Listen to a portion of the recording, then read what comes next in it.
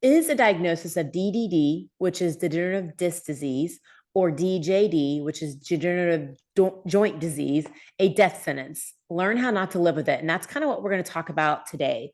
It is something that is common that you see a lot as we get older. And we're going to talk about why that's common. But we're also going to talk about that it's probably not where the source of your problem is coming from.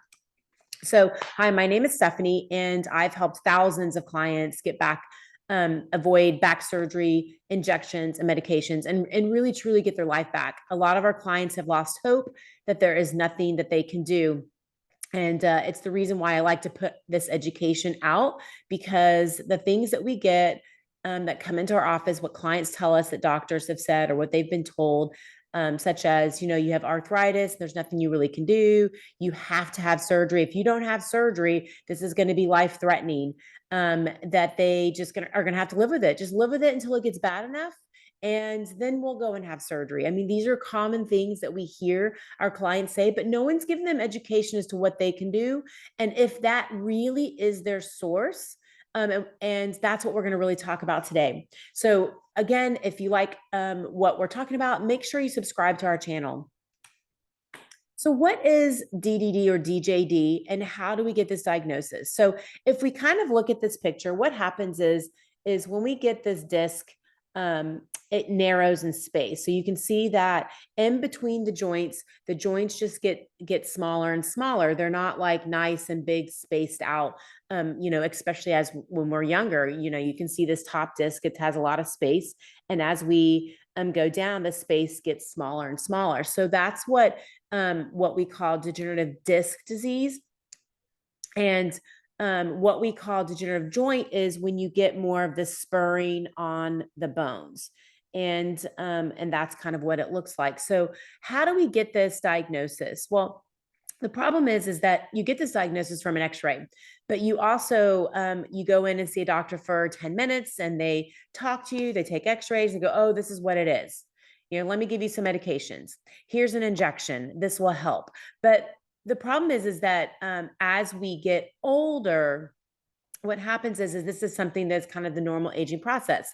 So for instance, as we get older, we get wrinkles on our face. Now, do we want them on our face? No, we don't. But that's just a part of the aging process. Well, when we get older, this is like wrinkles on our bones, or wrinkles within the disc. It's just a part of the aging process. Is it something that is causing pain? Probably not. A lot of times it's not causing pain, because we see this all the time. And we're going to show you some examples of actual client x-rays that they have, that patients have given us. And we'll kind of go through those with you. But when, there's a lot of sources to pain, and we've just got to figure it out. And, if you take 100 people that have no pain whatsoever and you go and you put them in an x-ray or you put them in an MRI, 60 to 80% of them are going to show something. And the reason why is because as we get older, we start aging and our bones start aging. But these are 100, like they're pain free. So just because you get imaging, just take that with a grain of salt. That's just a piece of information. It shouldn't be the only information that you are given. To come up with a plan of what we need to do. So if we get this diagnosis, is there really anything I can do about it? So these are two different clients that we have had that have given us their x-rays. And you can see, very similar to the picture before, the disc between, that there's very little space between these discs. You even see a shift here, which is common. You see that, we call that spondylolisthesis. But we've been able to help clients get their life back because of that. We're going to explain a little bit why. So you can see this. You can see the bone spurring on the side. Here's another client that's just maybe 10 years younger. And you can see that the disc height starts getting less and less as we get down here. And you also can see that shift through here. You can see a little bit of bone spurring as well. But these are common things. But both these clients that came in and saw us got back to feeling fantastic. We're able to go and do everything they wanted to be able to do. Now, some of the shifting that you'll see, because these are some of the questions that we get asked, when you see this where one bone is more in front of the other bone, as you can see, these are all in line and there's one in front of the other, same with this one. What we find with clients is they'll have a fulcrum and they'll bend at one place. And the reason why that happens is because they're not moving above and they may not be moving below. So their hips may not be moving, their lower spine may not be moving, their upper spine, their thoracic spine, those all may not be moving correctly to where you're only bending in one location. And that also can create this step approach. And so once when we get everything moving, they start feeling a lot better. And so we're going to talk about like our process and what we go through. But this was someone that couldn't stand for very long. They had a standing job. It was affecting their life. They were having issues cycling. They could cycle, but they would feel pretty bad after they finished cycling. And they just wanted to get back to like feeling good to where they could go out and have fun, at the end of the day, go out to dinner with their family.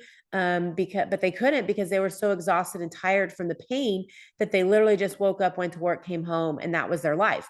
And so we were able to help them get that completely back by doing some of the things that we're going to talk about today. So if my pain's not coming from DDD or DJD, where is it really coming from? And so we have this specialized process. And if you miss one of these steps, you're not going to be getting the full picture of what's going on. So first step is we've got to look at the mobility. How do the joints move? And it's not just if someone comes in with back pain, it's not just the joint there at the back pain. We've got to look at above and below to see how those move because they all work together.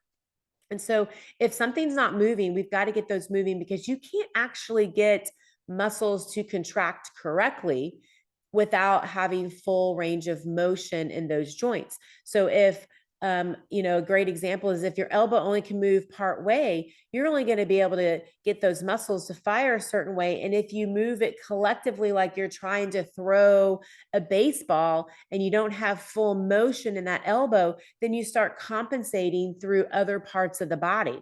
Same thing happens in the back. So we've got to get everything moving. Otherwise, you're going to be compensating when we start working on that stability, strengthening, movement habits, those kind of things. And so we've got to get the mobility back. Then we can start working on stability. Now, stability is working on the smaller muscles, working on the movement habits that you have to start working on getting you out of those habits. Because if you keep on moving in that same pattern, it's going to lock everything back up again. And then we go into that functional strength of getting you back from where everything's kind of working together so that you can get back to your activities of everything that you want to be able to do. And so I often say where the side of the pain is often not where the source of the problem is coming from. So you could have back pain and it comes from the thoracic spine. You can have back pain that comes from the back. You can have back pain that comes from the hip. You can have a combination of all three of these things that are going on. So we've got to get down to what it is and figuring that out. And that's what happens when we actually take you through our full evaluation process. And a lot of times when people have had this for a really long time, because it happens, we see it all the time because they don't get to us. We're like their last resort. They've tried so many different places and no one's been able to help them. They're sick of the medications or the drugs that doctors put them on and they don't want to have surgery. And so by the time they get to us, it could be years. And so sometimes for us, we're pulling back layers, but we got to figure out what's the first layer that we have to look at. And then we can start working on all the other stuff.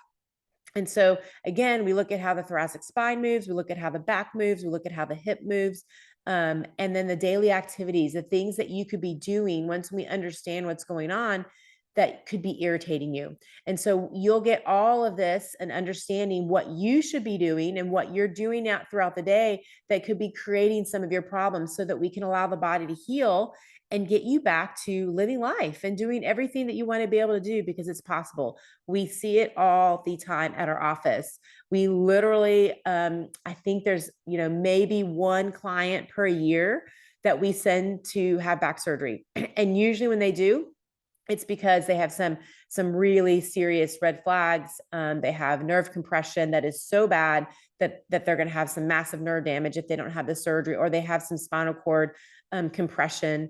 We'll see those ever so often, but they do come through our office. And so we really help you understand what you need to do and what your next steps are, whether that is doing therapy with us or, yep, you're right, we're probably gonna need to have surgery, which is so infrequent. Like I said, we have 4 therapists at my office, and we send maybe one client per year to surgery, and we save so many more people from having surgery and getting their life back.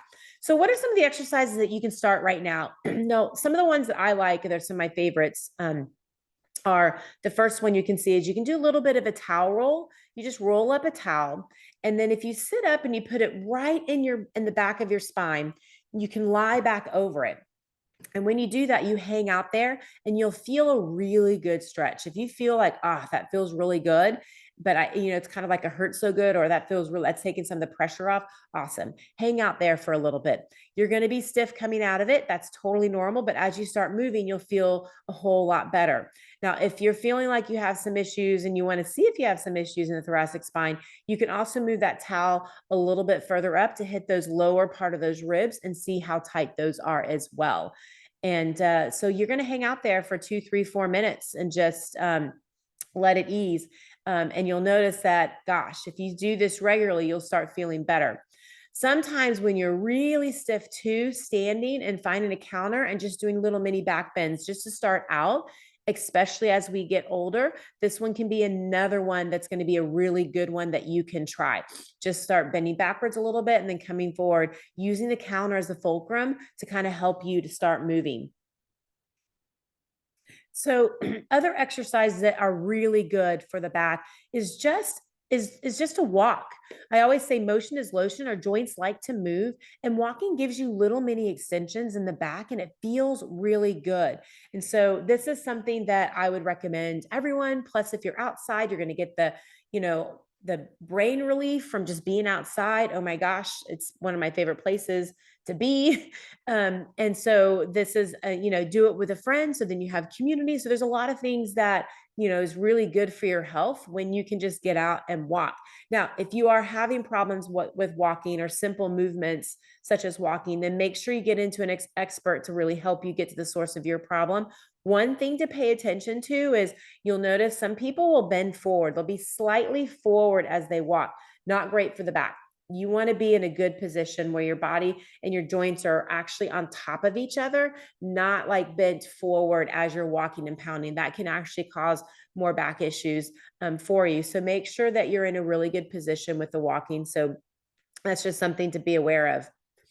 So what are some of the things that you should avoid? And the big things are those sustained postures. And so I'm going to give you an example. We have someone sitting at a desk. This is what we do a lot of. We sit in front of a computer. We are sitting watching TV. We're always bending to clean, doing yard work where you're in that really bent position for a long period of time. These are all things that can happen. And so if we pull our finger back and hold it back, what happens is when we come out of that position, our body has to recover from that. But if we're there for a really long time, it's going to take us longer to recover.